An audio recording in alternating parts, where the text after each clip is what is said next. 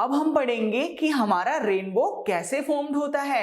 Student, जैसा कि आपको पता है, जब बारिश होती है ना, तो जो बारिश की बूंदें होती हैं बच्चे, वो एक प्रिज्म की तरह काम करती हैं। तो जैसे ही सन की व्हाइट लाइट उन बारिश की बूंदों पर पड़ती हैं, तो बारिश की बूंदें प्रिज्म की तरह काम करती हैं और उस व्हाइट लाइट को 7 कलर्स ऑफ लाइट में कन्वर्ट कर देती हैं, जिसे हम रेनबो कहते हैं। वो 7 कलर्स कौन कौन से होते हैं? वो 7 कलर्स होते हैं बच्चे विबग्योर। वी मतलब violet, I for indigo, B for blue, G for green, Y for yellow, O for orange and R for red.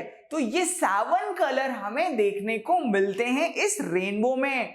बच्चे, जो रेड कलर होता है वो सबसे ऊपर होता है और वायलेट कलर सबसे नीचे देखने को मिलता है। स्टूडेंट, जो रेनबो फॉर्म्ड होता है ना, वो सन की अपोजिट डायरेक्शन में फॉर्म्ड होता है। हमारा नेक्स्ट टॉपिक है एटमॉस्फेरिक रिफ्रैक्शन। जब सनलाइट हमारे अर्थ के एटमॉस्फेयर में आती है ना स्टूडेंट, तो वो सबसे पहले एयर पे पड़ती है। तो एयर में हर एक पॉइंट पे अलग अलग डेंसिटी होने के कारण जो हमारी लाइट है ना बच्चे, वो कॉन्टिन्यूअसली बेंड करती रहती है, जिसे हम एटमॉस्फेरिक रिफ्रैक्शन कहते हैं। आइए इसे डिटेल में एग्जांपल के थ्रू समझते हैं।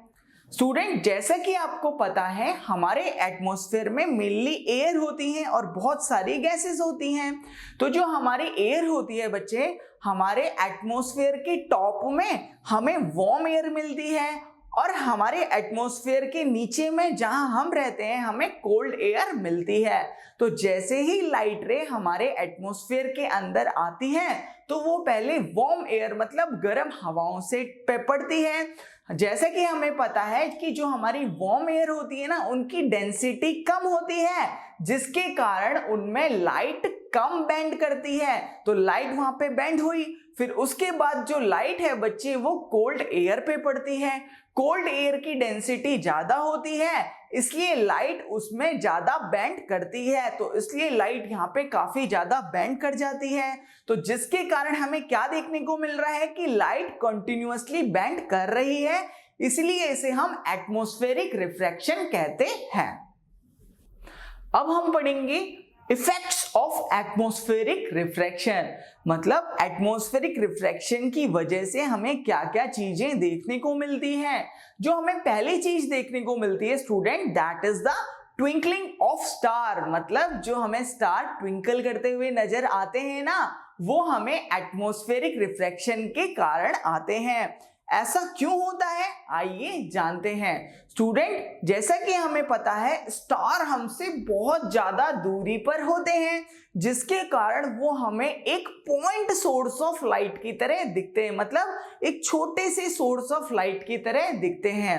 तो जैसे ही स्टार की लाइट हमारे एटमॉस्फेयर में एंटर करती है ना, तो सबसे पहले वो वार्म एयर के पे पड़ती है। जैसे ही वो वार्म एयर पर पड़ती है बच्चे, जैसा कि हमें पता है कि वार्म एयर की डेंसिटी कम होती है, इसलिए लाइट इसमें कम बेंड होती है। उसके बाद जो लाइट है बच्चे, वो कोल्ड एयर पर पड़ती है। जैसा कि हमें पता है कि कोल्ड एयर की डेंसिटी ज्यादा होती है, तो इसलिए लाइट इसमें ज्यादा बेंड होती है। तो इस तरीके से लाइट कंटिन्यूअसली बेंड होके हमारी आंखों पर पड़ती है। तो स्टूडेंट, एक मोमेंट में हमें लगता है कि हमारी आंखों में बहुत सारी लाइट आ गई, तो उस टाइम पे हमें स्टार ब्राइट लगता है। और सेकंड मोमेंट में हमें लगता है कि हमारी आंखों में कम लाइट आ रही है, तो उस टाइम पे हमें स्टार बच्चे डिम लगता है। तो ऐसे ही हमें star bright dim bright dim bright dim लगता रहता है, जिसके कारण हमें लगता है कि स्टार ट्विंकल हो रहा है। आइए इसे एक छोटे से एग्जाम्पल से समझते हैं। स्टूडेंट, जैसा कि आपको पता है, अगर हम एज्यूम करें कि हमारी आंखों पे स्टार की केवल 5 लाइट रे पड़ रही हैं फर्स्ट मोमेंट में, और उस टाइम पे हमें लग रहा है कि जो स्टार है वो ब्राइट कर रहा है, ब्राइट हो रहा है, बट अगले मोमेंट में मानो कि हमारे पास केवल हमारी आंखों पे केवल लाइट की 2 रे पड़ रही हैं, तो उस टाइम पे हमें लगेगा कि स्टार डिम है। तो इस तरीके से हमें स्टार ब्राइट डिम दिखता है, जिसके कारण हमें वो ट्विंकल करता हुआ नजर आता है। हमारा नेक्स्ट टॉपिक है बच्चे कि why planet do not twinkle. Star हमें ट्विंकल करते हुए नजर आते हैं, बट हमारे प्लैनेट ट्विंकल नहीं होते। जैसे कि वीनस एक प्लैनेट है, वो हमें ब्राइट करता हुआ नजर आता है, बट वो हमें ट्विंकल करता हुआ नहीं नजर आता। ऐसा क्यों?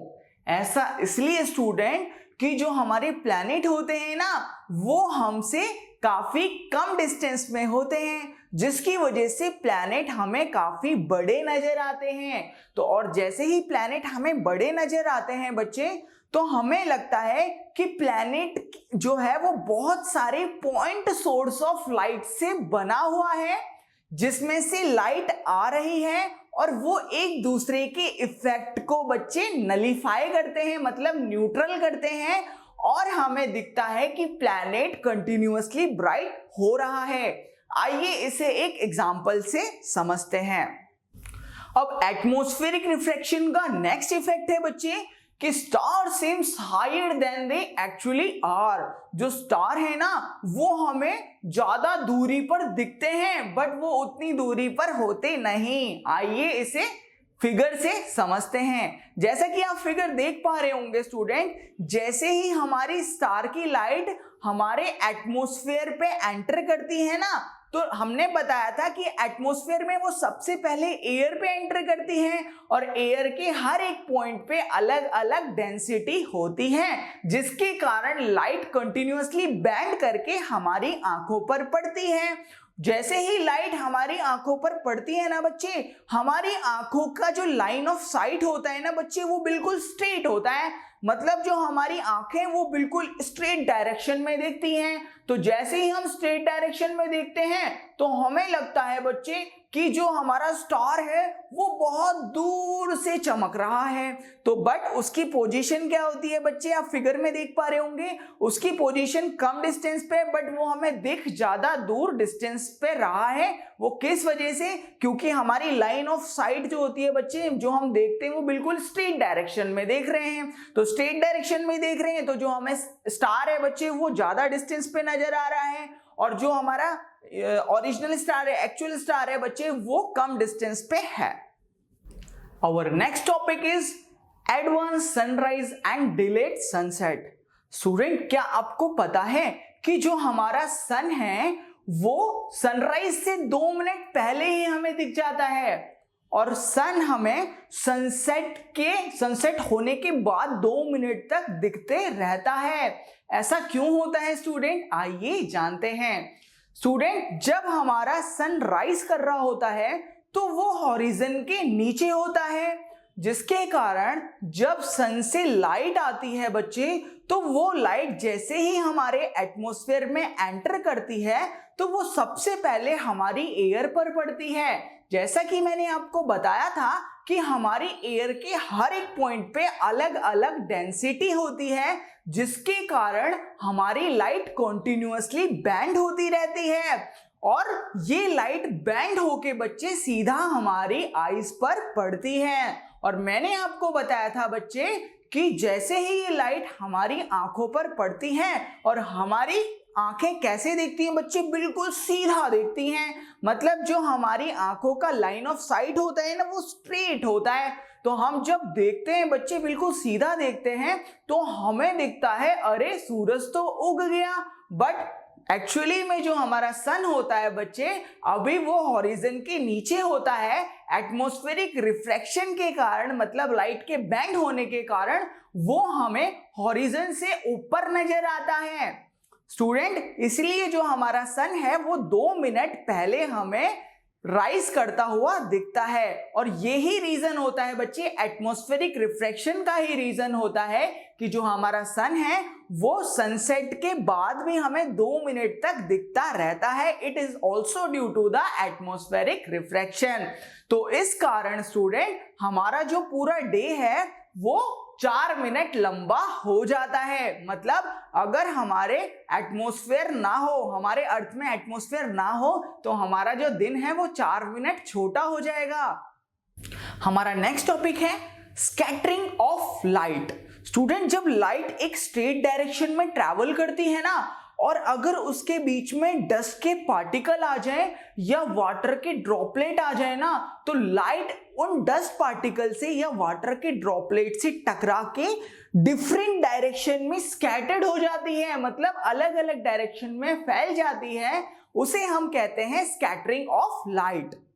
स्टूडेंट, जब हमारी लाइट बड़े साइज के पार्टिकल से टकराती है ना, जैसे कि हमारा डस्ट पार्टिकल, वो एक बड़ा साइज का पार्टिकल है क्योंकि हम उसे अपनी आंखों से देख पाते हैं। तो जब हमारी लाइट एक बिग साइज पार्टिकल से टकराती है ना, तो वो टकरा के स्कैटर्ड हो जाती है, फैल जाती है अलग अलग डायरेक्शन में, और स्कैटर्ड होने के बाद भी हमें व्हाइट लाइट देखने को मिलती है। स्टूडेंट, जब हमारी लाइट जब छोटे पार्टिकल्स के साथ स्ट्राइक होती है ना, टकराती है, जैसे कि छोटे पार्टिकल्स क्या होंगे स्टूडेंट, जैसे कि हमारी एयर में ऑक्सीजन और नाइट्रोजन, ये काफी छोटे पार्टिकल्स होते हैं, ये हमें अपनी आंखों से नहीं दिखते। तो जब हमारी लाइट इन छोटे पार्टिकल से टकराती है ना, तो लाइट स्कैटर्ड होके वो भी डिफरेंट डायरेक्शन में जाती है। बट जो हमारी व्हाइट लाइट में जो ब्लू कंपोनेंट होता है, जैसा कि हमने पढ़ा था कि व्हाइट लाइट में 7 कलर्स होते हैं ना, तो जो उस व्हाइट लाइट का ब्लू कलर है बच्चे, वो फैल जाता है और सारे लाइट क्या होती है बच्चे, कंबाइन होके हमें व्हाइट लाइट में मिलती है। हमारा नेक्स्ट टॉपिक है स्टूडेंट टिंडॉल इफेक्ट। टिंडॉल इफेक्ट क्या होता है स्टूडेंट? जब लाइट किसी पार्टिकल से टकराती है ना और उसके बाद स्कैटर्ड हो जाती है, फैल जाती है, उसे हम टिंडॉल इफेक्ट कहते हैं। आइए इसे एग्जांपल से समझते हैं। स्टूडेंट, आपने कभी देखा होगा कि अगर कोई लाइट किसी विंडो से डस्टी रूम में जाती है ना, तो वो डस्ट पार्टिकल से टकराती है और फैल जाती है, जिसके कारण हमें बीम ऑफ लाइट बिल्कुल साफ साफ देखने को मिलती है। मतलब हम लाइट की डायरेक्शन को साफ साफ देख पाते हैं। स्टूडेंट, इसे ही तो हम टिंडॉल इफेक्ट कहते हैं। इसका सेकंड एग्जांपल है स्टूडेंट कि जब हम कभी डेंस फॉरेस्ट में देखते हैं, घने जंगलों में देखते हैं, 2 पेड़ों के बीच में जो गैप होता है ना, उसे हम कैनोपी कहते हैं। तो जब कोई सनलाइट इस कैनोपी से आती है ना, तो वो लाइट जो हमारी एयर में मिस्ट होता है ना, उसके अंदर जो वाटर ड्रॉपलेट होती है, तो वो लाइट उस वाटर ड्रॉपलेट से टकरा जाती है और फैल जाती है, जिसके कारण हमें लाइट की बीम कंप्लीटली साफ साफ देखने को मिलती है, जिसे हम क्या कहते हैं? ये भी एक टिंडॉल इफेक्ट है, क्योंकि इसमें किसी पार्टिकल से लाइट का स्कैटरिंग हो रहा है, लाइट फैल रही है। तो अगर किसी भी पार्टिकल से लाइट का स्कैटरिंग होती है ना बच्चे, उसे टिंडॉल इफेक्ट कहते हैं। अब जो हमारे टिंडॉल साइंटिस्ट थे ना, उन्होंने स्टूडेंट एक ना एक्सपेरिमेंट किया था। वो एक्सपेरिमेंट क्या था? उन्होंने एक बीकर लिया, उसके अंदर एक क्लियर लिक्विड रख दिया। क्लियर लिक्विड मतलब जिसके अंदर से लाइट हमें साफ साफ दिख सके। तो उन्होंने उस बीकर के अंदर क्लियर लिक्विड रख दिया और उसके अंदर कुछ पार्टिकल्स डाल दिए, सस्पेंडेड पार्टिकल्स थे। मतलब जैसे कि हमारे वाटर में हाइड्रोजन एंड ऑक्सीजन होती है ना, तो ऐसे ही उसके अंदर क्या थे बच्चे? सस्पेंडेड पार्टिकल थे। तो जैसे ही उन्होंने एक लाइट को उस बीकर से पास कराया ना, तो उन्होंने क्या देखा कि जो हमारी व्हाइट लाइट का जो ब्लू कंपोनेंट था ना, मतलब व्हाइट लाइट 7 कलर से बनती है, तो उसमें जो ब्लू कलर था ना बच्चे, वो क्या हुआ? पानी के अंदर फैल गया, स्कैटर्ड हो गया। ठीक है ना स्टूडेंट? जो हमारा ब्लू कलर था वो सबसे ज्यादा फैला और जो रेड कलर था वो सबसे कम फैला। तो वो इस एक्सपेरिमेंट से इस नतीजे पे पहुंचे कि जो हमारी ब्लू लाइट होती है ना, वो सबसे ज्यादा स्कैटर करती है, और जो हमारी रेड लाइट होती है ना, वो सबसे कम स्कैटर्ड करती है। ऐसा क्यों होता है? क्योंकि जो हमारी रेड लाइट होती है बच्चे, उसकी वेवलेंथ सबसे ज्यादा होती है। मतलब जो रेड लाइट है ना, वो बहुत दूर तक जा सकती है। ठीक है, इसलिए उसकी स्कैटरिंग पावर, फैलने की क्षमता कम होती है। आपने देखा होगा बच्चे लेजर लाइट बहुत दूर तक जाती है ना, तो हाँ क्यों, क्योंकि रेड लाइट की वेवलेंथ बहुत ज्यादा होती है, इसलिए लेजर लाइट को रेड बनाया जाता है। आपने देखा होगा कि जो हमारे ट्रैफिक सिग्नल होते हैं वो भी रेड कलर के होते हैं। ऐसा क्यों होता है? ताकि वो दूर से भी पर्सन को दिखें। ठीक है स्टूडेंट, और जो ब्लू कलर होता है बच्चे वो सबसे ज्यादा स्कैटरिंग करता है, सबसे ज्यादा फैलता है।